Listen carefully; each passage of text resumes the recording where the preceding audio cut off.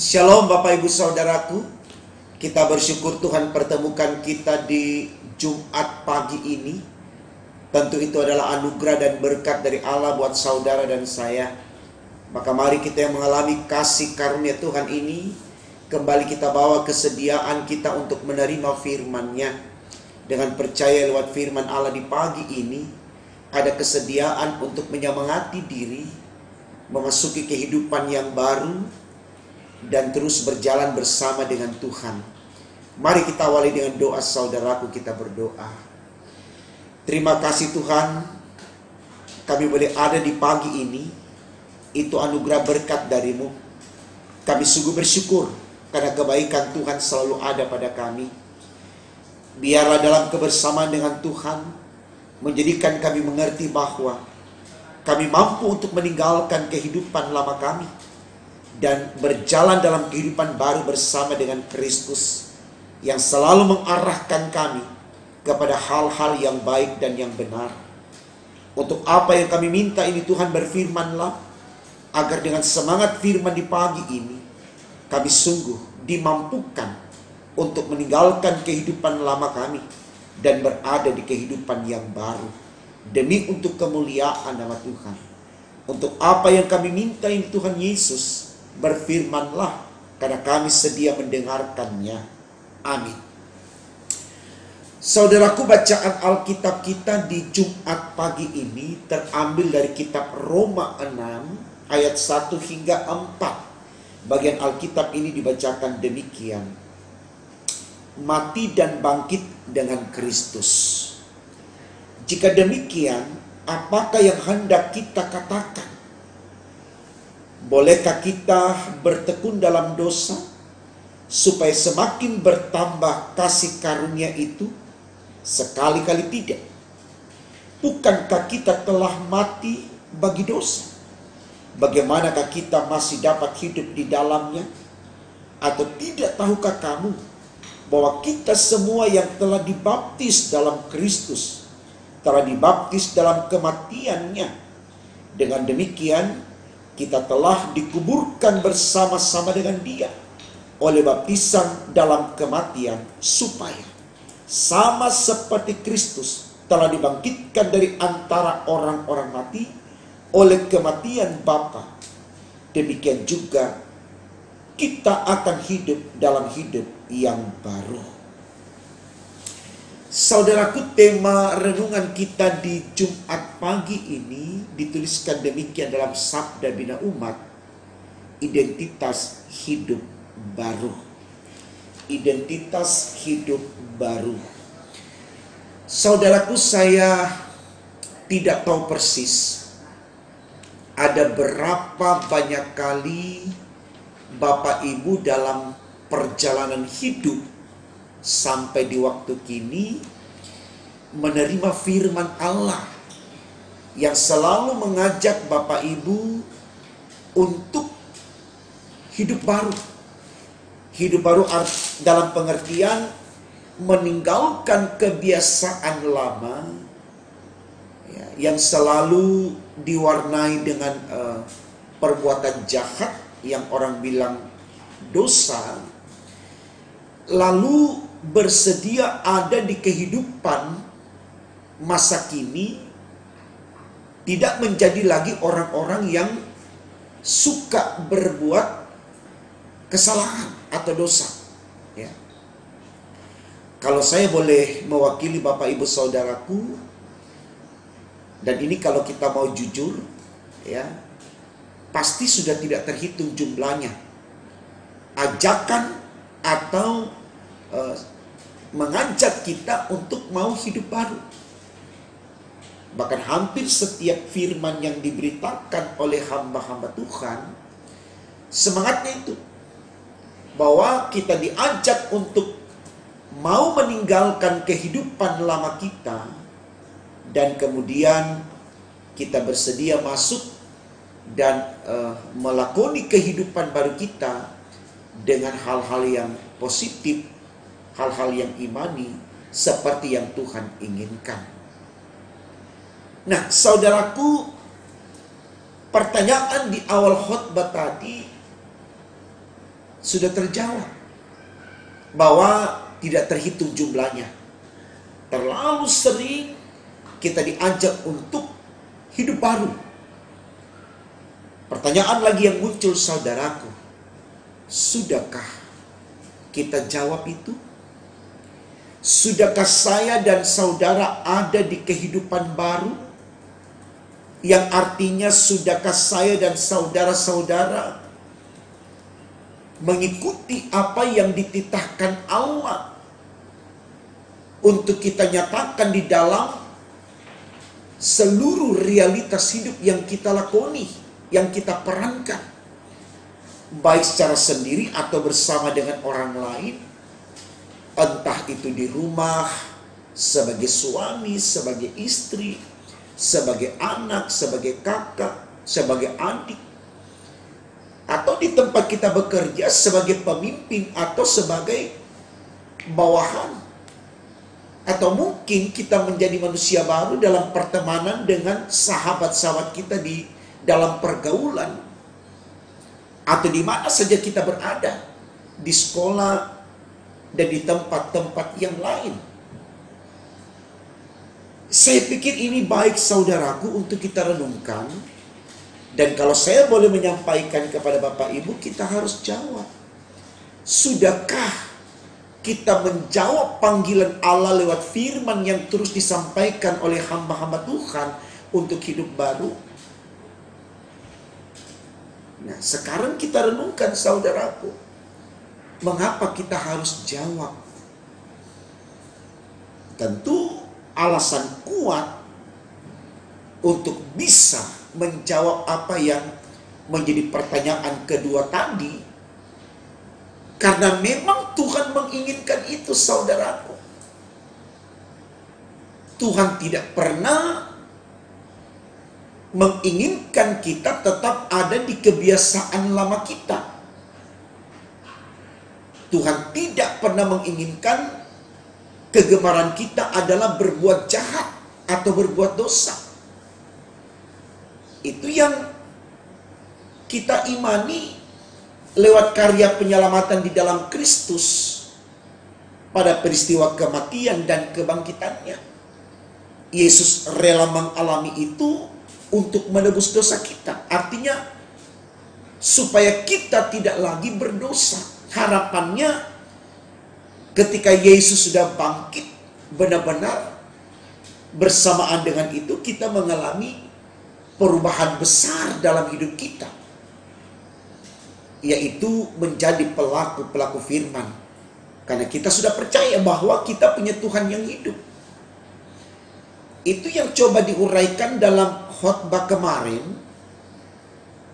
tentang bagaimana orang Kristen harus mengerti bahwa Yesus itu datang bukan untuk berulang-ulang menyelamatkan manusia dari dosa. Karena karya penebusan hanya terjadi satu kali. Yesus tidak akan pernah disalibkan untuk kedua kali. Renungan kemarin mengatakan kalau Yesus datang bukan lagi untuk tersalib, bukan untuk menjadi kurban penebusan dosa, bukan. Tapi dia datang sudah menjadi hakim. Artinya kita akan ada di pengadilan Tuhan. Nah, ketika kita ada di pengadilan Tuhan, saudaraku, kita masih ditemukan Allah membawa kehidupan lama kita yang gemar dengan berbuat dosa. Maka saya harus katakan lewat firman di pagi ini, kita tidak akan menjadi orang-orang yang dipilih. Dipanggil mungkin, tapi dipilih tidak. Dan ini sangat berbahaya, saudaraku. Karena kalau kita tidak mengalami keterpilihan dari Allah, artinya kita ditolak oleh Allah. Dan konsekuensi orang yang ditolak oleh Allah adalah neraka, bukan sorga. Ya.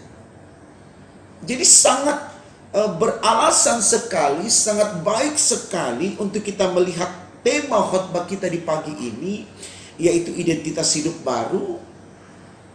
Tujuannya adalah supaya kita mulai menyadari bahwa hanya ketika kita hidup baru, artinya bersedia meninggalkan kebiasaan lama kita yang cenderung ada di dalam dosa, betul-betul kita mau hidup dengan baik dan benar seperti yang Tuhan inginkan, supaya sekali lagi kita diselamatkan. Jadi ini yang mau disampaikan juga dalam bacaan kita dari Roma 6 ayat 1 sampai 4, bahwa kita semua sudah ditebus. Kristus sudah menebusnya. Karya penebusan ini tidak kemudian membiarkan kita untuk kembali masuk ke dalam nistanya hidup yang bergaul dengan dosa. Tidak. Karya pembaptisan yang kita alami, saudaraku, mau mengatakan bahwa kita sudah dimateraikan, mendapat label sebagai anak Allah. Kita terikat sebagai anggota keluarga Allah. Nah, ketika kita dimateraikan dalam nama Allah lewat pembaptisan, artinya kiblat hidup kita itu Allah. Bukan lagi emosi jiwa kita, hasrat kedagingan kita. Kita tidak lagi dikuasai oleh kepentingan lahiriah yang sifatnya duniawi. Tapi bagaimana ketika kita dimateraikan menjadi keluarga Allah? Di situ yang harus kita lakukan adalah apa yang diinginkan oleh Allah. Dan ini baik, saudaraku, untuk kita renungkan. Karena ada banyak orang yang bisa saya katakan ogah atau sama sekali tidak mau melihat apa yang diinginkan Allah di dalam hidupnya. Karena menurutnya melakukan kehendak Allah akan membawa dia kepada ketidakbahagiaan. Karena dalam kehendak Allah terlalu banyak larangan ini dan itu, sehingga baginya itu tidak mengenakan. Lalu kemudian dia lari dari kenyataan iman yang menuntut dia untuk melakukan apa yang Tuhan inginkan dalam hidupnya. Sekali lagi, saudaraku, saya mau katakan ini sangat berbahaya.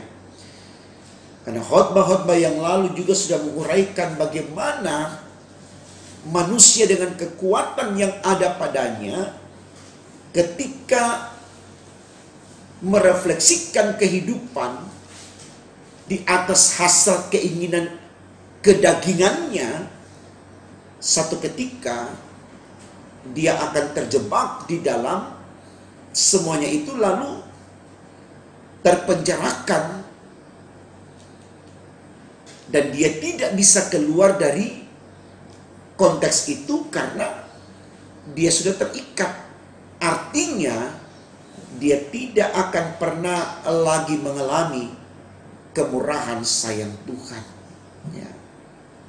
Jadi Tuhan itu, saudaraku, bisa dalam kewenangan atau otoritasnya membebaskan kita dengan cara dia.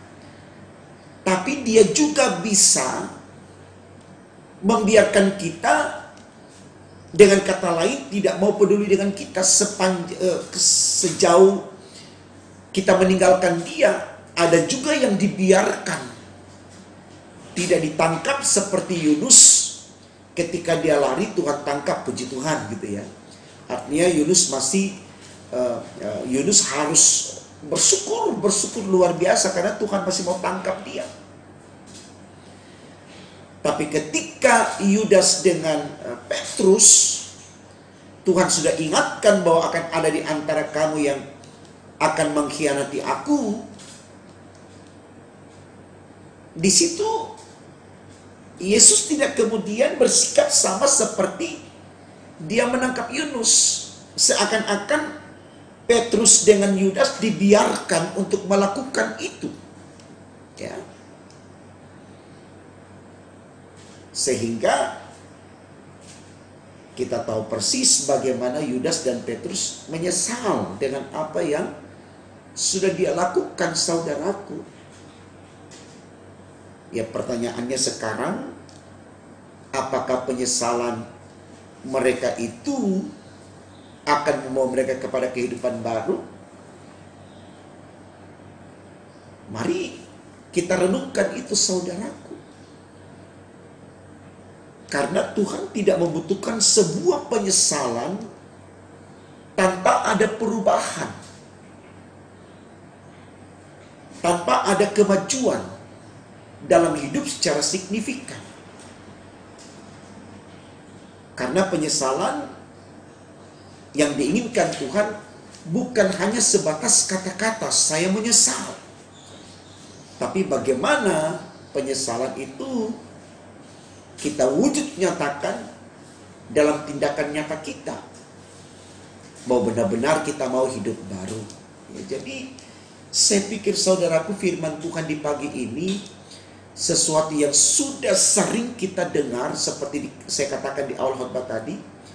Entah berapa banyak kali Bapak Ibu diajak oleh firman untuk hidup baru, tapi kalau kita mau jujur, sampai hari ini terlalu banyak kita mengabaikan firman itu hanya dengan alasan, kalau saya mengikuti firman, saya tidak mendapatkan kedudukan. Kalau saya tidak ikut firman, saya tidak mendapatkan berkat yang lebih. Kalau saya ikut firman, saya tidak akan bisa menindas orang, dan seterusnya. Ya. Nah, alasan-alasan itu yang kemudian dibenarkan untuk meninggalkan firman Tuhan. Sementara, saudaraku, kalau kita mau evaluasi kembali untuk kehidupan orang-orang yang jahat yang tetap mempertahankan kehidupan lamanya untuk dia bawa di kehidupan setelah Yesus mengampuni dosanya, itu juga tidak berdampak baik baginya. Mungkin kita pahami hidup ini dengan cara berpikir yang demikian. Biarlah kita bersusah karena kita hidup baru, tapi di balik kesusahan yang kita alami karena hidup baru, Tuhan sediakan sesuatu yang besar. Itu yang mau kita kejar, dan itu yang kita impikan dalam hidup ini, yaitu sorga. Ya. Seperti pepatah berkata, bersusah-susah dahulu, bersenang-senang kemudian. Ya. Jadi sekali lagi, saudaraku, ajakan tema ini untuk hidup baru, saya pikir sesuatu yang baik sekali untuk kita sikapi atau kita jawab dengan iman. Supaya apa yang diuraikan dalam bacaan Alkitab kita, bahwa kita tidak diperkenankan lagi untuk berbuat dosa karena kita sudah ditebus, dan janganlah kita menjadi pembuat-pembuat dosa atau manusia-manusia pembuat dosa. Karena Yesus tidak akan datang lagi untuk menebus kita, tapi Dia akan datang menjadi hakim atas kita. Siapa yang dihukum, siapa yang diselamatkan, itulah kedatangan Tuhan Yesus yang kedua kalinya. Jadi semangat, saudaraku, memasuki kehidupan baru dengan terus berkomitmen sampai akhir karya bakti diri kita di dunia ini. Kita tidak pernah berhenti untuk mengalami kehidupan baru di dalam kuasa sayang Tuhan, supaya apa yang kita perjuangkan tidak menjadi sia-sia, karena upahnya adalah sorga. Tuhan Yesus memberkati saudara dengan semangat baru yang ada pada saudara untuk hidup baru, dengan bersedia tidak menjadi orang yang jahat, tidak menjadi orang yang congkak di hadapan Allah, orang yang sombong di hadapan Allah, tapi kita menjadi orang-orang yang sungguh-sungguh mengabdi kepada Allah, mempermuliakan nama Allah dalam kehidupan kita di antara orang lain atau dimanapun kita berada. Tuhan memberkati firman-Nya. Amin. Mari kita berdoa, saudara. Terima kasih Tuhan, karena Engkau sudah memberikan pengertian kepada kami betapa pentingnya hidup baru, yaitu meninggalkan kebiasaan lama kami, lalu merefleksikan kehidupan yang baru seperti yang Tuhan inginkan. Taat pada firman dan bersedia melakukan yang terbaik untuk Tuhan. Dalam konsekuensi apapun, kami tetap melakukannya dengan tulus, ikhlas, tanpa pamrih. Karena kami tahu upah dari kesediaan untuk hidup baru, yaitu melakukan kehendak Allah, adalah sorga. Dan itulah tujuan akhir hidup kami, yaitu untuk mencapai sorga. Berkati kami sepanjang hari ini, bahkan dalam kehidupan selanjutnya, agar dalam bersama dengan Tuhan, kami tidak pernah meninggalkan Engkau, karena kami sudah hidup baru. Terpujilah Engkau ya Allah yang kekal, sekarang sampai selama-lamanya. Haleluya. Amin.